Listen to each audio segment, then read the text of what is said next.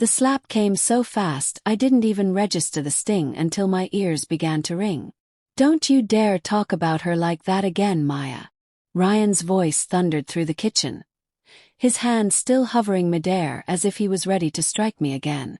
I stumbled back, clutching the edge of the counter for support. My cheek burned, but what hurt more was the look in his eyes, cold, sharp, and completely devoid of the love that once lived there. "She's not just a woman, she's the reason I even feel alive anymore," he spat, grabbing his keys. You're just dragging me down." The door slammed behind him, leaving me in a silence that echoed louder than his shouting ever could. The cracks beneath the surface. Ryan and I had been married for 6 years. We built our life on long work nights, shared takeout dinners, and dreams of starting a family once we were more stable. At least that's what I thought. But over the past 8 months, Ryan had changed. He stayed out late, his phone glued to his hand, screen turned away whenever I passed. There were new colognes, expensive shirts I'd never seen him buy, and a constant simmering irritation that turned every small question into a fight. And then there was her, Sasha. His colleague, as he first called her. The first time I confronted him about her, he laughed it off. "You're being paranoid, Maya. She's just helping me with a project," he said, brushing me off like a bothersome insect. But the messages I saw on his phone told a different story. Flirtatious emojis, late-night calls, a photo of her in a red dress captioned, "Wish you were here instead." When I asked him about it, he didn't deny it. Instead, he turned it on me.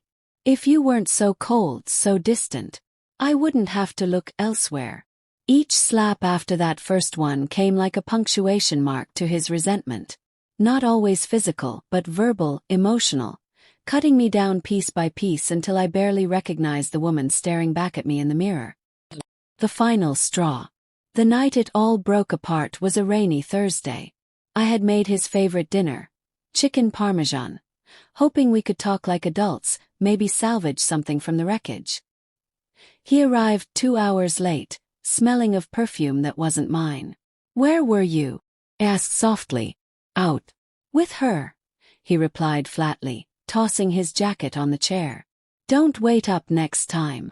I felt something inside me snap. "Ryan, this isn't a marriage anymore. You're humiliating me, destroying me." He turned to me, his face twisting with contempt. "You're destroying me. Do you even know how suffocating it is to come home to your pathetic little life? Sasha makes me feel like a man.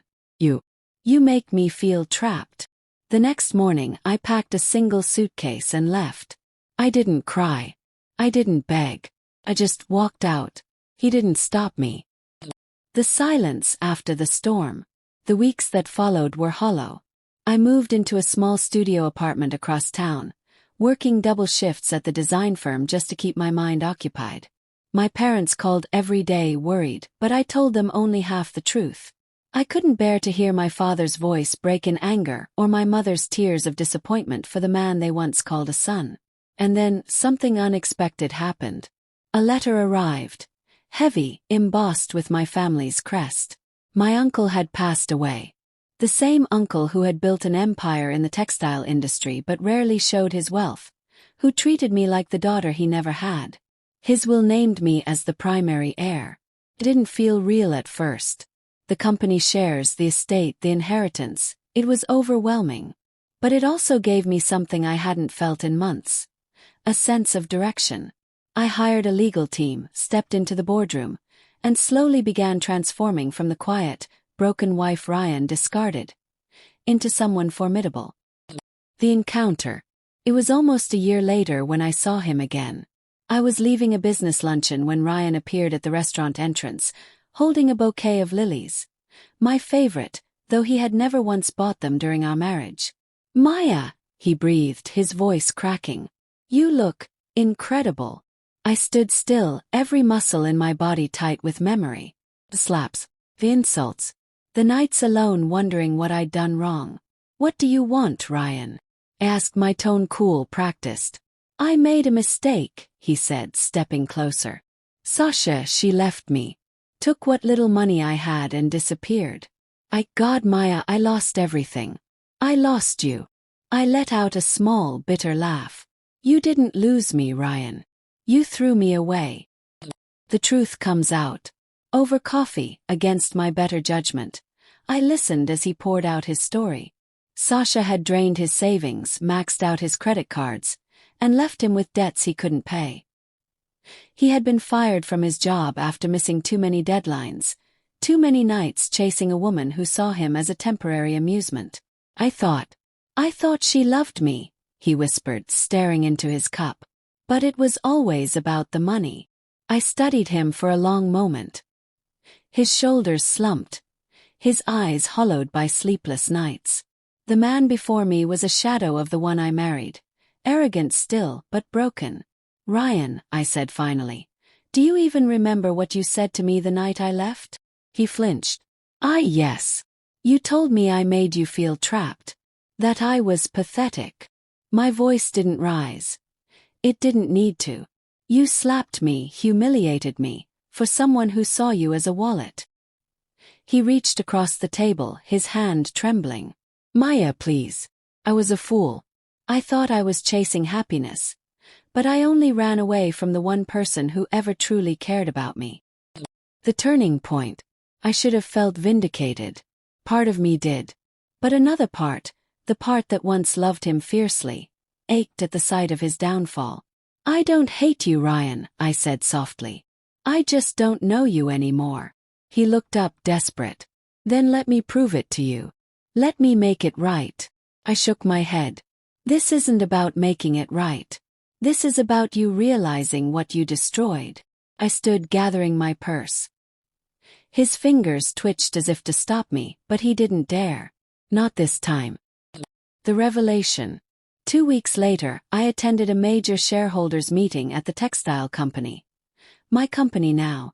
The press was there, cameras flashing as I walked the red carpet into the venue. And there, among the crowd, I saw him again. Ryan, standing at the edge, eyes wide with shock. You're the new CEO, he stammered when we finally spoke. I am, I said simply. His face turned pale. All this time. You were, Maya, why didn't you tell me? I met his gaze, unflinching.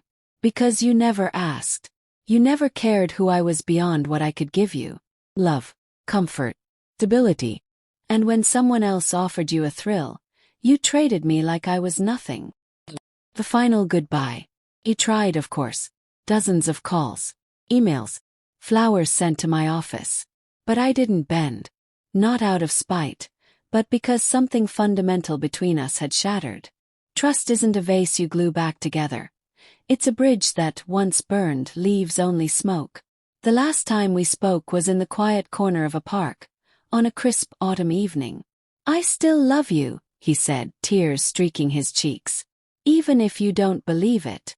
I looked at him for a long moment, feeling the wind tug at my scarf. Maybe you do. But love isn't enough when respect is gone. And with that I walked away. Not as the broken wife he had slapped 100 times, but as a woman who had rebuilt herself from the ashes. Epilogue. Months later, I would sometimes hear whispers of Ryan, working odd jobs, trying to climb back to the man he once was. I didn't hate him. I even wished him well, in the quiet, distant way you wish for rain on a stranger's crops. But I never went back. Because some betrayals don't just break hearts. They open eyes.